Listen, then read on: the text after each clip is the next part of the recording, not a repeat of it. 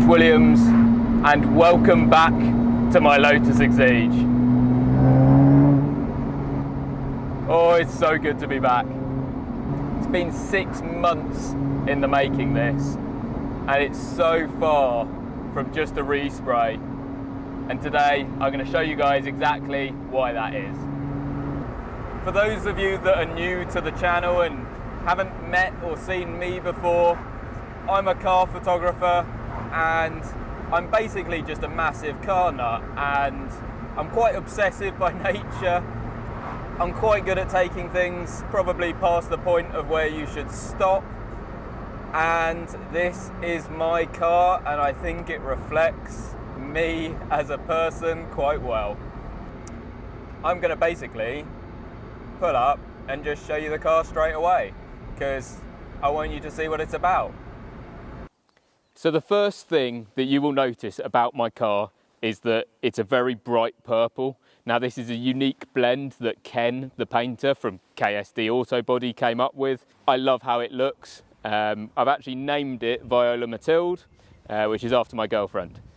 So it's not just a paint job this, and I want to show you just how much detail has gone into it. So we'll start at the front and we'll work our way back. This is the Komotek front splitter, and it's actually got diffuser tunnels on it to produce as much downforce as possible. We also have front louvres which are open so that the air can release from here, and then behind the front wheels we have open vents as well. So I've really put in a lot of effort on this car to try and get as much downforce as possible on the front end for obvious reasons. So more on the front clam. We've actually, and I say we, Ken did all of this, reprofiled this shape to just bring it out, and I think it's because I'm a photographer that I'm quite so detail focused and wanted this, but I love how it looks. It's just added to the aggression even more. Little details as well. The badge here, which I quite like to run my fingers over, even though any detailer would hate me for that, is actually painted on, which I think is really cool. Ken is incredibly talented with this kind of stuff. Onto the front lights here, and they are actually done by my friend Tim from Bespoke Chargers. It's a special commission that he did for me, and he 3D scanned the front to get all the right dimensions, and then we put the laser lamp inside. And I got to say, they are really good when driving at night, so it adds character to the car. That's the whole point of what I'm doing. It adds to the front end. I just think they're really cool. Not everyone will love them, but whatever. Onto the front access panel. Now this is a Lotus OEM front access panel, but I wanted to add a bit of character to it. So I got Ken to paint tinted carbon with a few fades into it as well. So from over here, it's full body colour, which blends nicely into the clamshell. And then as it comes towards the middle, you see the herringbone effect to the carbon fibre. And I just love that little detail that on first glance you won't even notice. And as people come up and look closer, they'll see. I think that's really nice. Working our way back slightly, and I just want to mention these on the Komotek splitter. There's actually an air curtain which deflects the air around the wheel. I think that's a really nice touch. It also really adds to the aggression of the car. I love that. Okay, so coming down here to my new wheels. Oh my God, I love them so much. So these are from HRE. It's the R101 LW, so lightweight. And they are particularly lightweight actually, 7 point something kilos. The figure that really matters is that they are 6 kilos for the 4, lighter than the OEM Lotus wheels. And the finish is called Stone Clear. So from a distance, they just look silver. And as you get close in, they have this speckled effect of the bare metal. I think that's really cool. While I was doing various things, we also machined the face of the brake caliper flat, painted it liquid yellow, which is a little hark back to the old colour, and it has the new Lotus font on it, which I think is a really nice touch. As I walk down the side of the car, you'll notice quite a lot of carbon, as you do everywhere else on the car to be fair, but these are a particularly nice piece. So these are from Komotek. They're actually available to buy now, but we did a few little unique bits with a gradient to show more carbon, and I think that's just a really nice detail which visually, as a photographer, makes this area seem a little bit wider and makes the car look a bit beefier. So I really like that. Mirrors, I actually sell these. These are Hellslow mirrors, and yeah, it's actually the first time I've had a production set on my car, because I normally just sell them. So it's nice to have those. As we work our way back, we have the carbon side intakes. These are from Exige 430 Cup. These are actually OEM ones, which is nice. Okay, so the elephant in the room, this absolutely massive wing. I've wanted to do a top-mounted wing on this car for so long. It's what all the GTE race cars seem to have. Undeniably, they are more efficient aerodynamically because you have all this area under the wing, which actually means that they work better. But what I really like about this is there are some design and engineering reasons for why it sits where it does. So I wanted it to be chassis mounted, and what that means is that these uprights go all the way through the boot to the subframe. So basically the downforce works directly onto the subframe, and it actually works, unlike having it on your boot lid. And then other design reasons, I really wanted to keep the boot lid hinged, and in order to do that, the wing had to be quite a long way back. Now, there is an added benefit to having the wing so far back in that you then get leverage on the car. So it produces more downforce and you don't have to run quite as much angle on it, which is why this is in the fairly middle setting. It's set at 6 degrees at the moment. We probably don't need to run it quite as much, but I just think it looks awesome. And Lee from Autobahn Engineering made these uprights, and he put up with me being very fussy for the scallop area, which I think just adds to the design and sets it apart from what an actual race car would have. Onto the rear end, and you may notice that I used to have 4 red lights on the back, now I have 2. So this is actually the facelift rear clam as well, and I've done a few little extra bits to make it unique.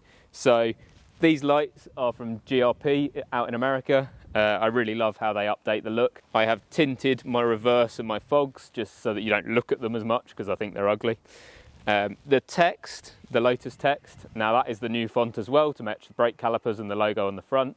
But that's all done in paint as well by Ken.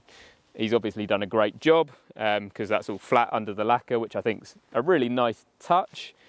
In order to neaten up the look a bit of the rear end, he also removed the number plate lights, and after shooting today I am going to be adding some here and here, which are very small, just so that I can be legal. But you used to have really ugly ones here, so I wanted to get rid of them. Down onto this trim bit here, and I used to have parking sensors. Now I've now got a reversing camera instead, but it means that the bulges in that bit of trim have been removed. I think it looks a lot neater. As we go down on the car, the exhaust, you may have noticed it's quite loud. So that is a Lotus 410 stainless exhaust, the back box, and then it's linked up to a load of Komotek parts that make it sound awesome, more awesome than it already did. And the tip has been Cerakoted. Most of the time it's just dirty, to be honest, but I think it looks really nice when it's clean. Onto the interior, and it's always been fairly special in my car. There was a round of upgrades before, but there's some new things, of course. So first of all, the steering wheel. So it's been retrimmed by my friend at Cross Stitch, and I also got it skinned in carbon, and Ken then painted the new Lotus logo over the top of the carbon. And on the inside of the car, I wanted to go with satin carbon instead of gloss carbon, just to separate the look a bit from the outside, and I'm really happy with how it's come out, although it does scratch easily. But yeah, we've got this AIM dash, the MX2E, and I still absolutely love this dash. It's really, really good. It's got data logging, etc. One thing that bugged me was that I couldn't see the shift lights that were built in, so I found a solution. I added their shift lights to the top of it, and I got a friend to trim it up so that it looks like it's supposed to be like that, basically. So one thing that really sets my car apart, I think, is these Ferrari Air Vents, which was part of a previous project a while ago, and I just love how they look and they work really well. Okay, so now we're back in the car. Let me tell you a little bit about it. First of all, I just freaking love this thing. It makes me so happy just driving it, and that's what these cars are all about, right? Just pure happiness.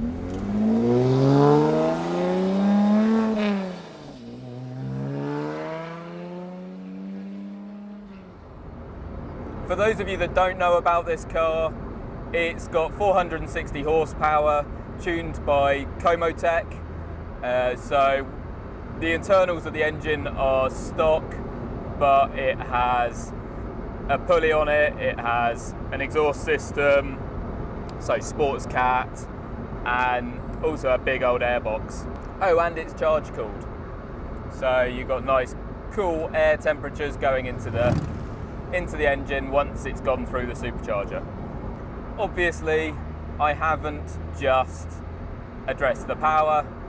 I have also done quite a lot to the chassis refinement, and well, I think I can probably say everything now. I have done what feels like everything. On the suspension side of things, I've actually just fitted Core by Tractive suspension thanks to RaceShocks UK.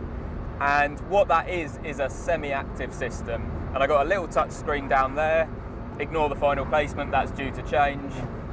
But the dampers will stiffen up and soften depending on the inputs you're giving the car. What really blows me away about the suspension is actually the compliance and the control of how the car can move over bumps. It is so impressive. I can't put it into words just how good it is. I've also done things like big brake kit, limited slip diff, gearbox cooler, loads of stuff. But I won't go into that today because this video is more about the visual side, and let's call it phase 2, chapter 2 of what this car is.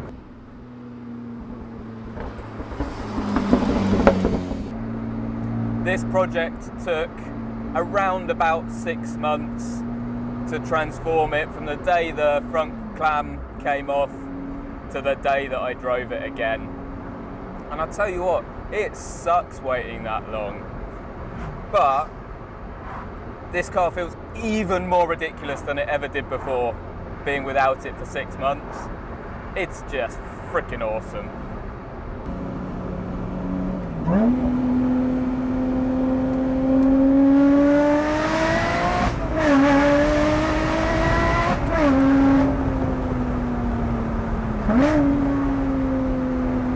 Yeah, as you can hear, the exhaust is a little bit fruity.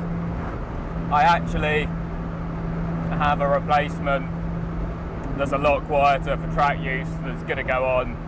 So I'm actually embarrassed. It's too loud. So thank you guys for watching this.